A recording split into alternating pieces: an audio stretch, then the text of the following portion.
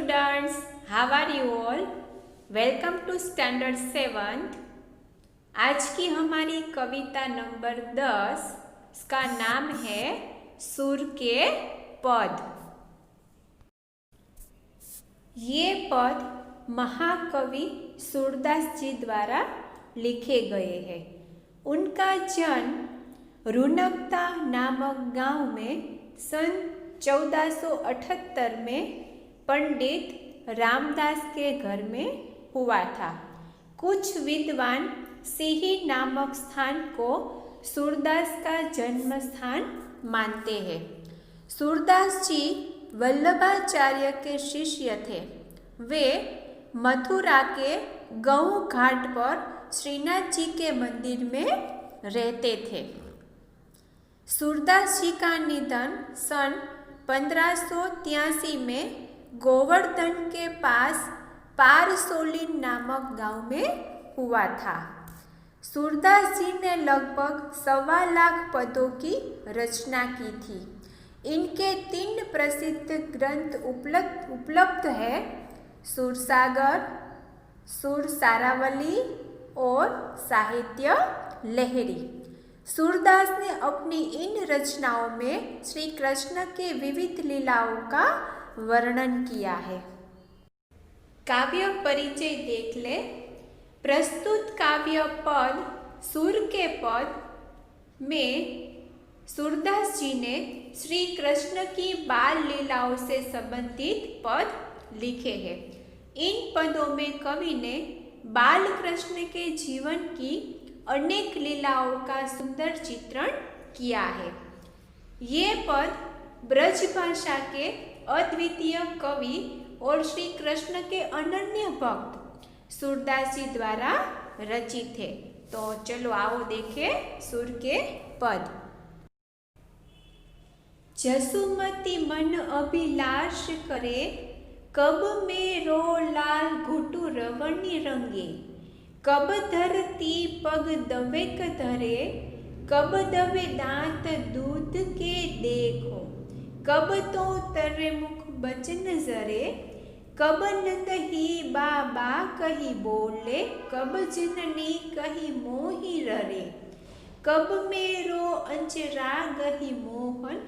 जोई सोई कही मोसो जगरे, कब धो तनक तनक कछु खेहे। अपने करसो मुखु ही बरे, कब हसी बात कहे गो मोसो। जा छबी ते दुख दूरी हरे, श्याम अकेले आंगन छांडे। आपू गई कछु काच धरे, अही अंतर अधवाह उठयो। इक गर जत गगन सहित धरे, सूरदास ब्रज लोक सुनत धुनि। जो जह तह सब अंत ही डरे। इस प्रथम पद के माध्यम से सूरदास जी द्वारा जसुमती मतलब जशोदा जी के मन में जो चल रहा है वो हमें यहाँ बताया गया है कि जशोदा मैया अपने मन में विचार कर रही है कि कब मेरा लाल ठुमक ठुमक करके चलेगा, कब वो अपने मुंह से मैया नंद बाबा ऐसा बोलकर हमें पुकारेगा। कब वो आंगन में नाचेगा, कब वो गैया चराने जाएगा, कब वो अपने सखा के साथ आंगन में खेलता हुआ मुझे नजर आएगा। ऐसे कितने सारे विचार जशोदा मैया अपने मन में कर रही है। मैया यशोदा अपने मन में कान्हा के प्रति यानी कि कृष्ण कन्हैया की जो बाल लीला है वो अपने मन में सोच रही है कि मेरा लल्ला कब ये सारी क्रियाएं करेगा और मैं कब अपनी नज़रों से वो देखूंगी और उसका आनंद ले पाऊंगी। माता यशोदा के मन में कृष्ण की विभिन्न लीलाओं को देखने की इच्छा है। जब भी माँ अपने छोटे बच्चे को देखती है तो उनके मन में सहज ये ख्याल आता है कि कब मेरा बच्चा बोलना सीखेगा, वो अपनी काली काली भाषा में कब मुझे माँ कह के बुलाएगा, वो कब अपने छोटे छोटे पैरों को ज़मीन पर रखेगा और अपने आप चलने लगेगा, या पहले तो घुटनों के बल चलना सीखेगा।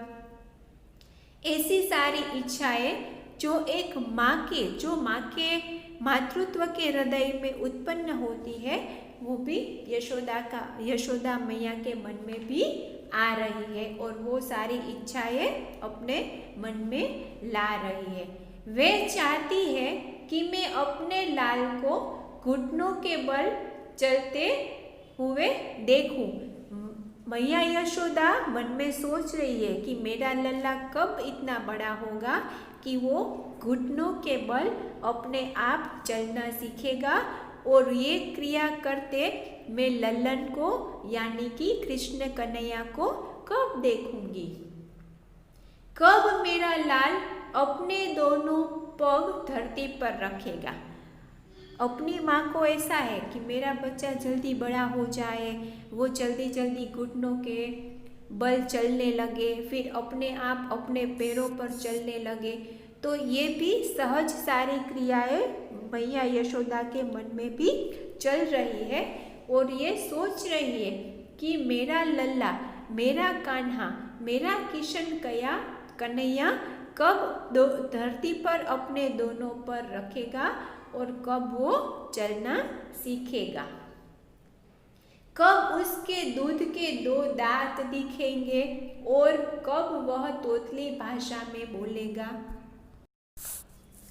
कोई भी बच्चे की उम्र 7-8 महीने की हो जाती है ना, तब उनके दूध के दांत आ जाते हैं। तो यहाँ भी मैया यशोदा यह कामना करती है कि कब मेरे लल्लन के दूध के दांत आएंगे और कब मैं वो देखूंगी, और मेरा लल्ला कब अपनी तोतली भाषा में बोलना सीखेगा, कब मुझे माँ मैया ऐसा कहकर बुलाएगा। यशोदा जी चाहती है कि उसका लाल नंद बाबा को और उन्हें माता कहकर कब बुलाएगा। मैया यशोदा अपने मन में सोच रही है कि मेरा लाल, मेरा गोपाल कब अपनी तोतली भाषा से अपने बाबा यानी कि नंद बाबा को कब नंद बाबा और उन्हें माता कहकर कब बुलाएगा। माता यशोदा ये ख्यालों में खोई हुई है और वो सोच रही है कि मेरा बाल गोपाल कब बड़ा होगा और ये सारी क्रियाएं कब करेगा। कब मोहन मेरे आंचल को पकड़कर मुझसे झगड़ेगा। मैया यशोदा कहती है कि कब मेरा बाल गोपाल, मेरा मदन मोहन, मेरा किशन कन्हैया मेरे आंचल को पकड़कर मुझसे कब झगड़ा करेगा, मुझसे कब मस्ती करेगा। ये सारी क्रियाएं मेरा लाला मेरे साथ कब करेगा। ऐसा माता यशोदा यहाँ पर पहले पद में ये सारी क्रियाएं अपने बाल गोपाल के प्रति जो की जाने वाली है, या जो बच्चा अपने उम्र के हिसाब से जो क्रियाएं करता है, वो क्रियाएं माता यशोदा अपने दिमाग में, उनके मन में ये सारे विचार आते हैं और वो अपना जो लल्लन है उसकी क्रिया को देखने के लिए बहुत ही उत्सुक है कि मेरा लाल, मेरा बाल गोपाल, मेरा मदन मोहन, मेरा किशन कन्हैया ये सभी बाल क्रियाएं कभी करेगा, मुझे ये सब जल्दी देखना है। पद में आए हुए कुछ कठिन शब्दों की समझ ले लें। जशोमती का अर्थ है यशोदा या जशोदा मैया। अभिलाषा का अर्थ है इच्छा। घुटु रोहिणी का अर्थ है घुटनों के बल। पग का अर्थ है पैर। दवे का अर्थ है 2। तोतर का अर्थ है तोतली, यानी कि जो अच्छी तरह से बोल नहीं पाते उन्हें हम तोतला बोलते ऐसा कहते हैं ना, वो। ररे का अर्थ है पुकारेगा।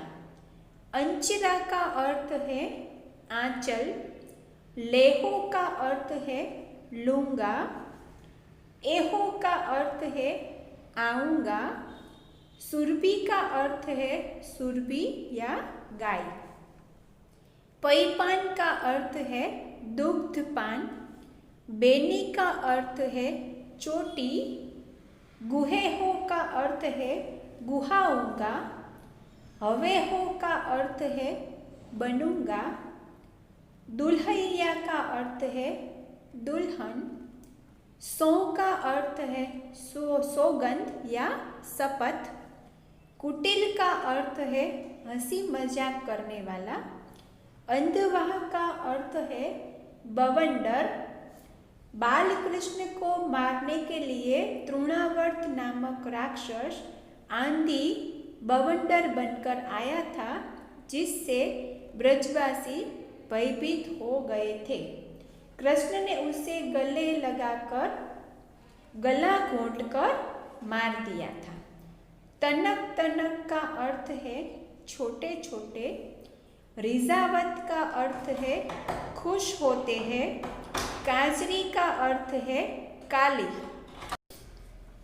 धोरी का अर्थ है धवल या सफेद, गयन का अर्थ है गाय, टेरी का अर्थ है पुकार कर, कबहू का अर्थ है कभी, तनक का अर्थ है थोड़ा सा, बदन का अर्थ है मुख, वदन या शरीर, नावत का अर्थ है ले जाते हैं, चीते का अर्थ है देखते हैं, प्रतिबिंब का अर्थ है परछाई, लोनी का अर्थ है मक्खन, खवावत का अर्थ है खिलाते हैं, हर्ष का अर्थ है हर्ष, श्याम का अर्थ है श्याम या कृष्ण, चरित का अर्थ है चरित्र, नीत का अर्थ है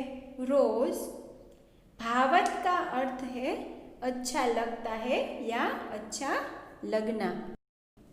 तो स्टूडेंट्स, आज के वीडियो में हम यहाँ तक ही रखते हैं। नेक्स्ट वीडियो में हम दूसरा पद देखेंगे। तब तक के लिए bye bye. Thank you very much.